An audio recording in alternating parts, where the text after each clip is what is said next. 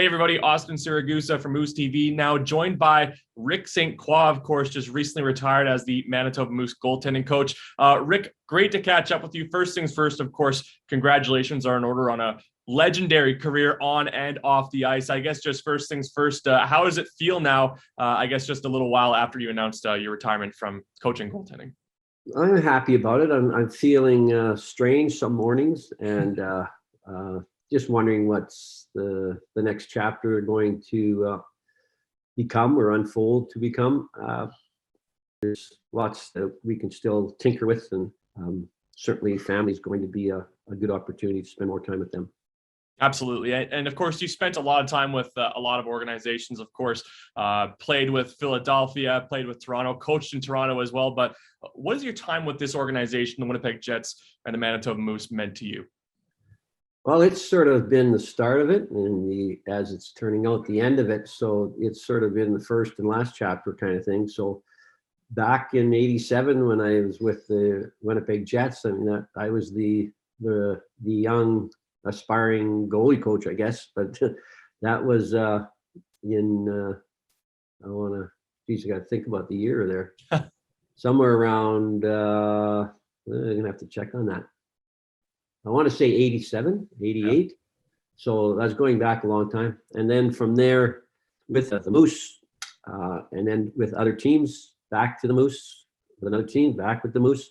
So I've always had a landing spot with the Moose and the Jets, and I'm very grateful for that, as I'm grateful for all of the years in hockey that I've been able to muster up. But the Jets and the Moose has always been a landing safeguard for me, it seems like.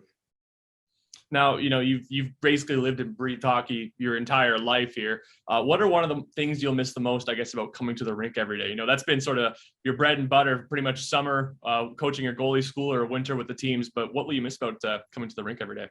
Well, I think for me, I discovered, with the goalie schools, how much I enjoyed youth and working with kids, and then having a pro level to it. I've always really enjoyed working with the pros over the years. So I guess just being on the ice with another goaltender and sharing ideas and working with the skill set and personality of each goalie individually, and kind of going home and structuring a mindset how I would deal with it. I've always found that really exciting. And so many fun stories with the young goaltenders over the years. And from a 7-year-old to a 17-year-old, in that goalie setting, they want to learn, and they're so keen on it. And we always seem to do a lot of laughing. I thought that was something that our kids could identify with our school, that there was going to be a lot of fun, but also discipline and work. And we used to comment how hard they worked. And I think it was a good culture. So we talked about some of the fun you had coaching, various goaltenders. One of them, of course, that probably sticks out is Connor Hellebuck, who, of course, just recently, a couple seasons ago, won the Vezina Trophy. How much pride do you sort of take in that, knowing you coached Connor at such a young age? And as well, guys like Mikhail Burden, who's, having a fantastic career so far with the Moose, and Eric Comrie, too, who, of course, is now the winningest goaltender in Moose history. Yes, I've always felt that I was here to help them. So I never really thought or felt like I earned or deserved much credit for that.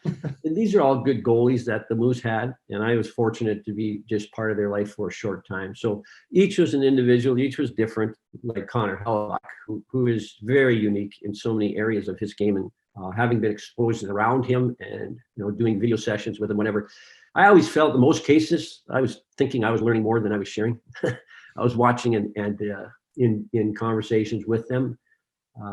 I hope I provided some level of expertise that helped them, but I always felt that I benefited, certainly as much as, or even more than they did for me. So I didn't go around just, getting too consumed with what was happening on my part, but I was just really enjoying the opportunity. And there's some other goalies too of the way, like Eddie Balfour and Marty Turco and Manny Fernandez. In those years in Dallas, like, they had such a stable of Roman Turk. They had so many good goalies, and many times we had some good laughs too through the process, which I will remember as much as as anything too, is when we connected on a level off of the ice kind of thing, and had a good chuckle, you know. One of the goaltenders you also worked with is now sort of stepping into your role now in Drew McIntyre. What can you tell me about your time you remember with Drew, and just what do you think he's going to bring to the team when he does come here in the fall? Oh, I think you'll love him. I am really thrilled with that selection to come in here and work with the goalies. I'm certainly in support of Drew. I worked with Drew in different areas along the way, and I was really happy to be able to bring him into Toronto at the time, and he ended up playing for the Marlies, and he did so well.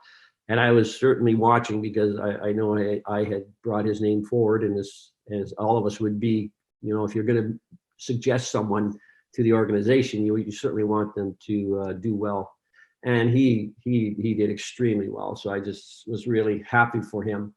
And then when I got to know Drew when he first came to Manitoba, I couldn't believe how committed he was to playing. Like his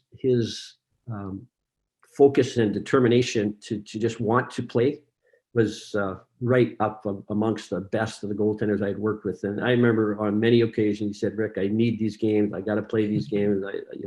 I want this game." And I said, "But you're sick today. Like you're rushing to the washroom here." And he goes, No, I'll be okay for the game. If I get in the net, I will be able to play. So even when he was sick, or even when I would have expected he'd say, "Maybe not tonight," he never did. He wanted every single chance. He was just so hungry to play. And as it turns out, he played all those years in the American League. He's in the top 10 in wins, I believe, in the American League. That's an amazing accomplishment. And he's pretty special that way. And I think you're going to love him here. And I think he's a really good man on and off the ice. I think the goaltenders will really benefit from him. Absolutely. So another thing that's super important to you, I know, is your family, your friends, and how much they mean to you. Just how much have they supported you throughout your entire career? And now, of course, heading into your retirement, hoping to, I guess, spend a little bit more time with them as well. Oh, I've certainly had lots of support, and I'm very grateful for that. And starts off growing up, like I said, my older brother taking the time to help me develop in areas I would not. I started playing junior at 14 in the Manitoba Junior Hockey League here with the Kenora Muskies. I would not have been there without his guidance. So I was being pushed along and advanced on my learning. I was so lucky to be married to my wife, Michelle, who totally supported everything along the way. And she could have done other things as well. Very capable young lady. And I'm sure you know her and you probably agree. So I've had a lot of support from both families. So yeah, I'm very grateful again. So what do we tell our grandchildren? Grateful for everything, entitled to nothing. And I try to live by that. And now that you are officially retired, just with all your career you spent, whether, like I said, with other teams or with the Winnipeg Jets Manitoba Moose organization, what sort of legacy are you hoping to leave behind now that you have sort of hung up the skates, hung up the pads, and are calling it a career here? I'm not sure. I'm not sure the answer there. Work hard, pursue your dreams, find ways, one day at a time. Just that discipline of just continuing on that journey.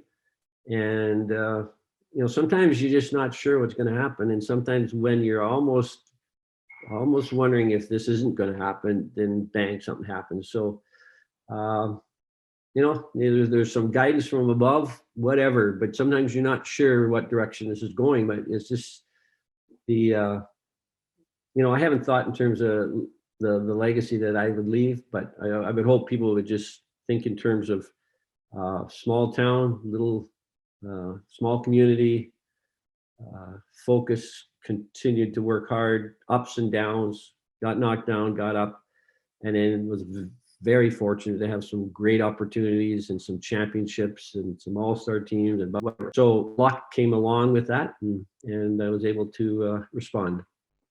Absolutely. And last one for you here, Rick, but just sort of what's next for you? I'm sure you've had a little bit of time to relax at home or at your cabin, but just what are you most looking forward to now that you are retired and you have some more time to spend at home?